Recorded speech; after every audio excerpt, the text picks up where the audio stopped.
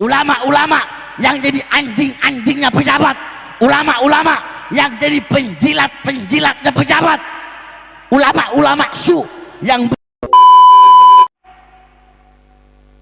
itu dalam hal kecil. Saya kasih contoh, ngasih nama anak, memilih nama anak, apalagi dalam memilih pemimpin. Paham? Apalagi dalam memilih presiden. Ikuti para ulama. Nah, terus ulama yang bagaimana, Beb?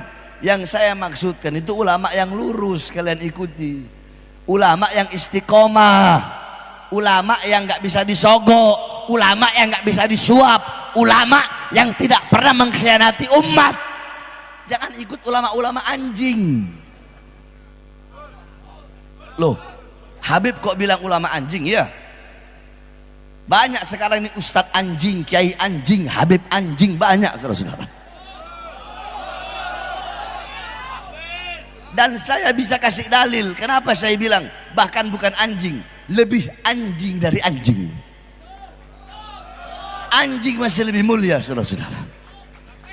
Loh, Habib ngomong begitu? Iya, saya ngomong begitu. Kenapa? Ada yang nggak terima? Berarti ulama anjing itu kalau nggak terima itu. Belum juga dijelasin kenapa bisa jadi ulama anjing. Betul? Betul? Saudara-saudara, saya dulu pernah piara anjing karena saya suka binatang, saya suka hewan. Anjing itu kalau dikasih makan, kita kasih makan dia, dia tahu kita sebagai majikannya, dia nggak bakal khianat. Ayo saya tanya, kalian kasih makan anjing, tuh anjing khianat nggak? Khianat nggak?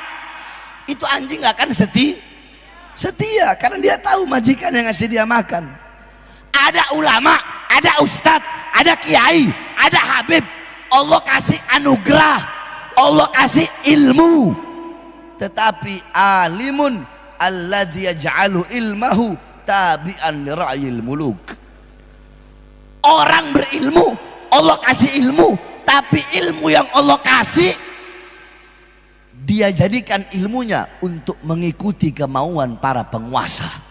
Ulama-ulama yang jadi anjing-anjingnya pejabat, ulama-ulama yang jadi penjilat-penjilatnya pejabat, ulama-ulama su yang berdiri depan pintu sudah, berdiri depan pintu kekuasaan dengan harapan pangkat, jabatan, tahta, perut, politik, uang, harta, amplop.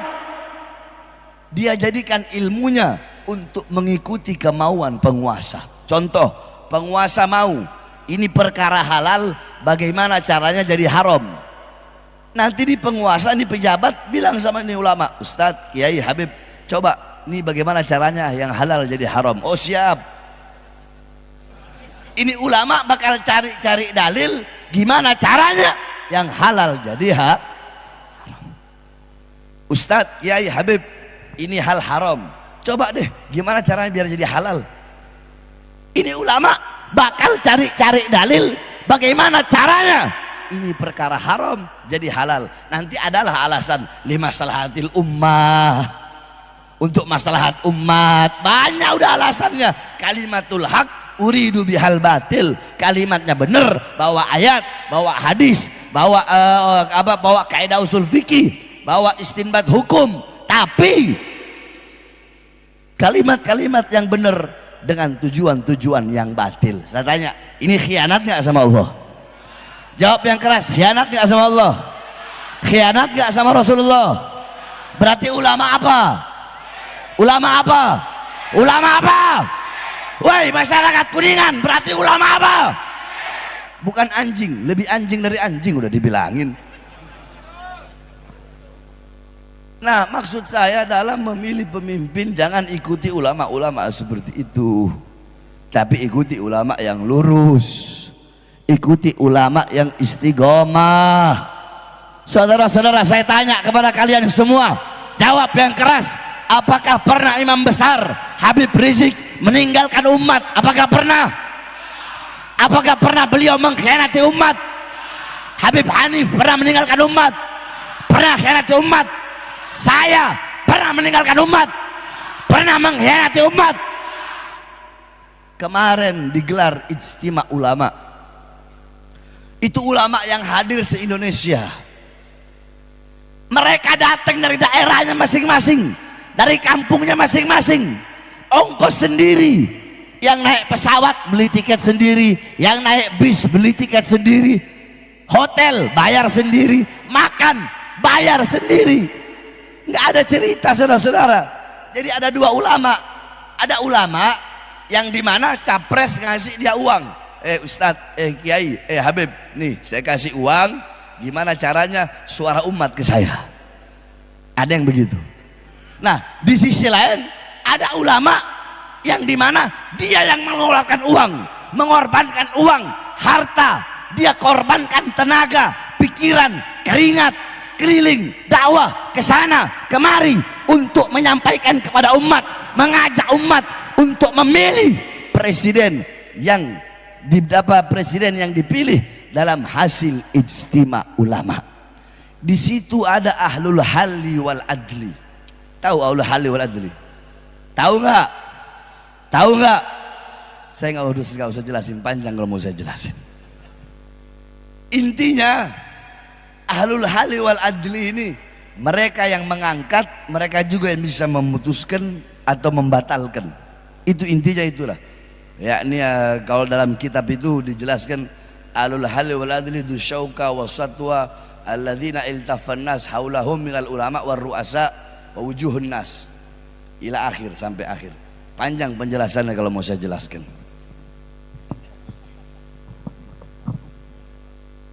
Paham?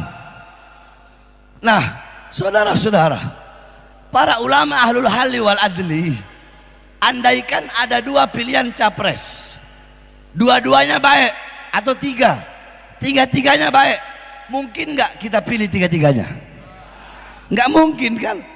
Maka para ahlul halli wal adli mereka akan bermusyawarah, mengeluarkan tenaga, pikiran semua. Mereka lihat sebab akibat, mereka bakal cari tahu latar belakang apa semuanya, sehingga kalau ada tiga pilihan, tiga-tiganya baik, mereka akan memilih yang paling baik. Terus gimana Beb kalau tiga-tiganya bangsat? Kalian gak usah heran, saya emang orangnya begini. Kalau ngomong bangsat ya bangsat, nggak ada urusan saya orangnya.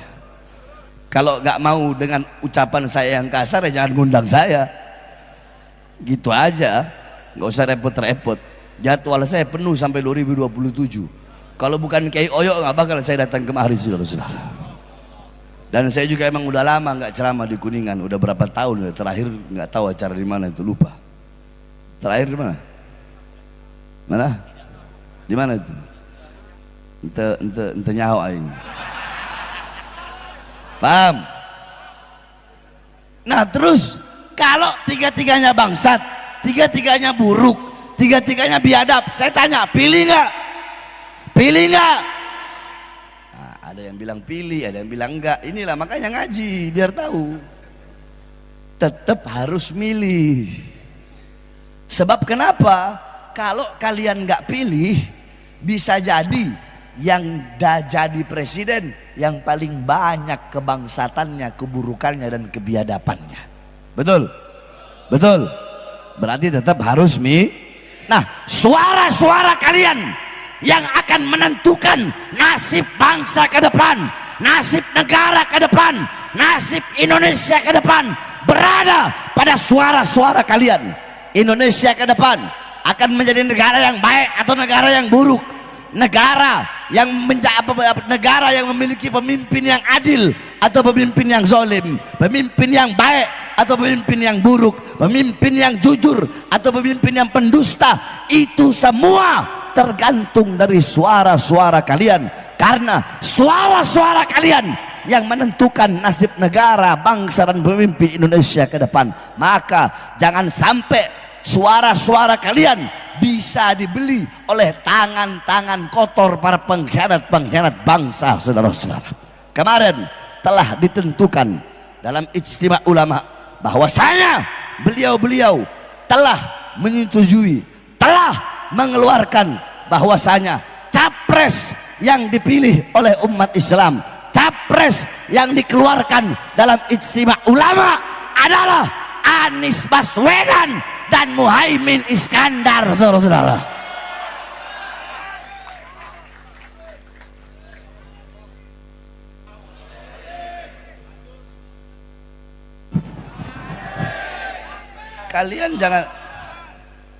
Kalian dengar nama Anies, dengar nama Muhaimin, jangan senang dulu, belum selesai saya.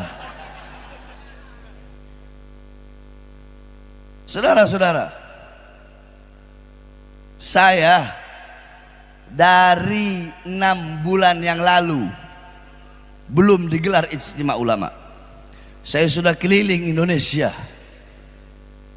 Saya satu malam ceramah itu paling sedikit 5 tempat, 4 tempat. Hitunglah satu tempat paling sedikit yang hadir 10.000.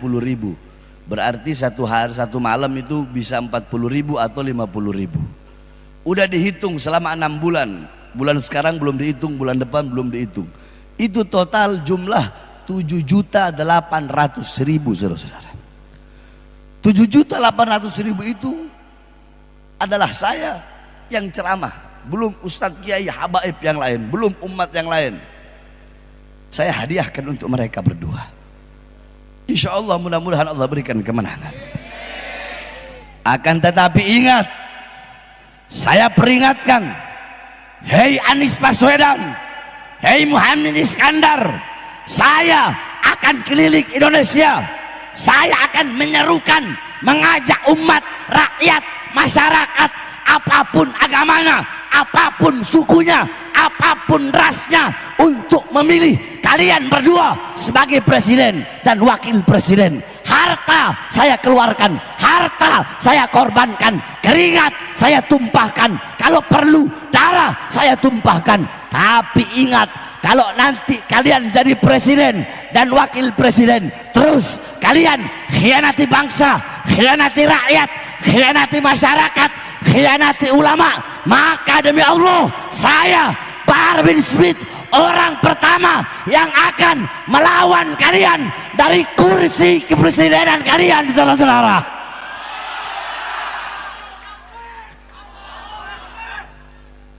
Ini belum selesai, itu baru selesai. Saya tanya, kalau gitu adil nggak? Adil nggak? Adil nggak?